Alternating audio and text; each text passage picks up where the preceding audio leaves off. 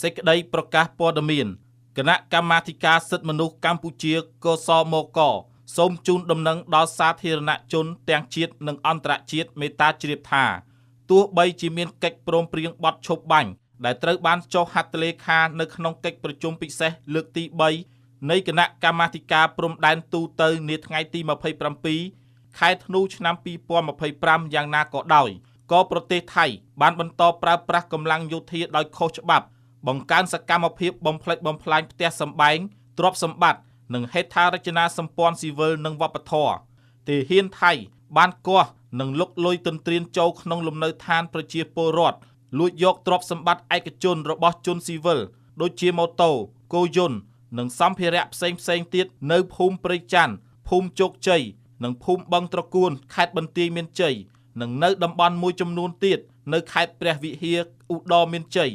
និងពោធិ៍សាត់ដែលស្ថិតក្នុងដែនអធិបតេយ្យភាពនិងបូរណភាពទឹកដីរបស់កម្ពុជាទង្វើឈ្លានពានទាំងនេះបានបណ្ដាលឲ្យប្រជាពលរដ្ឋស៊ីវិលកម្ពុជារាប់រយពាន់គ្រួសារត្រូវបង្ខំចិត្តចាកចេញពីលំនៅឋានបាត់បង់ដីធ្លីនិងទ្រព្យសម្បត្តិដោយពួកគេរស់នៅក្នុងស្ថានភាពគ្មានផ្ទះសម្បែងនិងរងការបណ្តេញចេញពីទីលំនៅឋានដោយបង្ខំ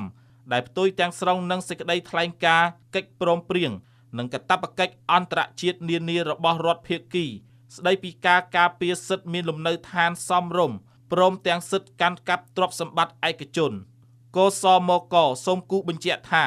ការចូលមកកាន់កាប់ដោយខុសច្បាប់ការបំផ្លិចបំផ្លាញផ្ទះសម្បែងការលួចទ្រព្យសម្បត្តិជនស៊ីវិលនិងការរារាំងក្នុងការវិលត្រឡប់ទៅទីលំនៅឋានរបស់ខ្លួន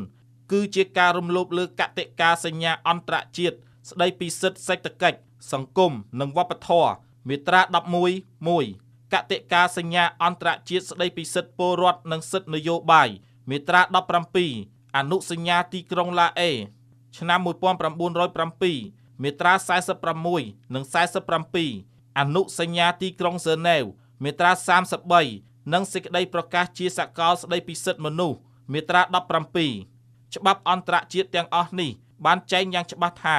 ប្រជាពលរដ្ឋគ្រប់រូបមានសិទ្ធិមានលំនៅឋានសមរម្យនិងត្រូវបានការពារពីការជ្រៀតជ្រែកលើលំនៅឋានការរឹបអូសឬលួចប្លន់ទ្រព្យសម្បត្តិឯកជនពីបុគ្គលឬក្រុមណាមួយដោយមានការណែនាំនិងការយកចិត្តទុកដាក់ដ៏ខ្ពង់ខ្ពស់បំផុតពីសំណាក់សម្ដេចមហាបវរធិបតីហ៊ុនម៉ាណែតនាយករដ្ឋមន្ត្រីនៃព្រះរាជាណាចក្រកម្ពុជានៅថ្ងៃទី5ខែមករាឆ្នាំ2026កសមកបានដាក់ពាក្យបណ្ដឹងប្តឹងទៅកាន់ឯកឧត្តម Volker Turk ឧត្តមស្នងការនៃការិយាល័យឧត្តមស្នងការអង្គការសហប្រជាជាតិទទួលបន្ទុកសិទ្ធិមនុស្ស OHCHR និងលោកបាឡាក់គ្រីស្ណានរាជាហ្គោប៉ាល់អ្នករាយការណ៍ពិសេសអង្គការសហប្រជាជាតិទទួលបន្ទុកសិទ្ធិមានលំនៅឋានសមរម្យនៅទីក្រុងហ្សឺណែវប្រទេសស្វីសលើករណីដូចបានរៀបរាប់ខាងលើនៅក្នុងពាក្យបណ្ដឹងនោះកសមកបានស្នើឲ្យយន្តការសិទ្ធិមនុស្សអង្គការសហប្រជាជាតិ1ពិនិត្យនិងដោះស្រាយជាបន្ទាន់ចំពោះផលប៉ះពាល់ដែលបង្កឡើងដោយការរំលោភបំពាននិងការបំផ្លិចបំផ្លាញពីសំណាក់ប្រទេសថៃលើសិទ្ធិមានលំនៅឋានសមរម្យនិងសិទ្ធិជាម្ចាស់កម្មសិទ្ធិក្នុងប្រទេសកម្ពុជា2ស្នើឲ្យមានការចូលរួមរវាងយន្តការអង្គការសហប្រជាជាតិនិងរដ្ឋពាក់ព័ន្ធនានាក្នុងការបញ្ឈប់ភ្លាមនៅការបណ្តេញចេញដោយបង្ខំការបំផ្លិចបំផ្លាញផ្ទះសម្បែងនិងការហាមឃាត់ការវិលត្រឡប់ចូលទៅលំនៅឋានវិញ3ស្នើឲ្យប្រទេសថៃដកកងកម្លាំងចេញពីទឹកដីកម្ពុជា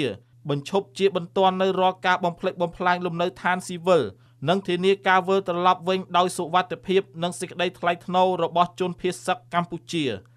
4បញ្ជាក់ស្ថានភាពនេះនៅក្នុងបណ្ដឹងនិងរបាយការណ៍នានាថាជាករណីមួយនៃការរំលោភយ៉ាងធ្ងន់ធ្ងរលើសិទ្ធិមានលំនៅឋានសមរម្យដែលពាក់ព័ន្ធនឹងចំនួនប្រដាប់អាវុធ5ជំរុញឲ្យប្រទេសថៃផ្ដល់នូវការជួសជុលការខូចខាតនានាជូនដល់ជនរងគ្រោះកម្ពុជាដោយជាការផ្ដល់នូវសំណងនិងការធានាមិនឲ្យករណីបែបនេះកើតឡើងជាថ្មីម្ដងទៀតកសមកសូមបញ្ជាក់ជាថ្មីថា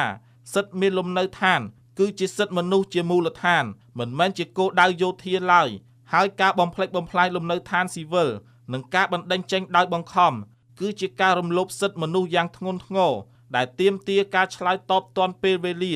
និងប្រកបដោយប្រសិទ្ធភាពពីគ្រប់យន្តការពាក់ព័ន្ធពីសហគមន៍អន្តរជាតិចំពោះភាពអសកម្មនិងយឺតយ៉ាវក្នុងការឆ្លើយតបចំពោះអំពើឈ្លានពានដ៏កក្លឿនរបស់ប្រទេសថៃមកលើបូរណភាពទឹកដីនិងប្រជាជនស៊ីវិលកម្ពុជាបាននឹងកំពុងបំផ្លាញជំនឿទុកចិត្តលើប្រព័ន្ធការពារសិទ្ធិមនុស្សក្នុងស្ថានភាពនេះភាពស្ងៀមស្ងាត់មិនមែនជាអព្យាក្រឹតភាពទេប៉ុន្តែជាការអនុញ្ញាតឲ្យមាននីតិរដ្ឋភាពអយុត្តិធម៌និងស្តង់ដារ2ដែលធ្វើឲ្យច្បាប់អន្តរជាតិបាត់បង់សុពលភាពនិងគំរាមកំហែងដល់សន្តិភាពសុវត្ថិភាពនិងសណ្ដាប់ធ្នាប់ពិភពលោកកសមក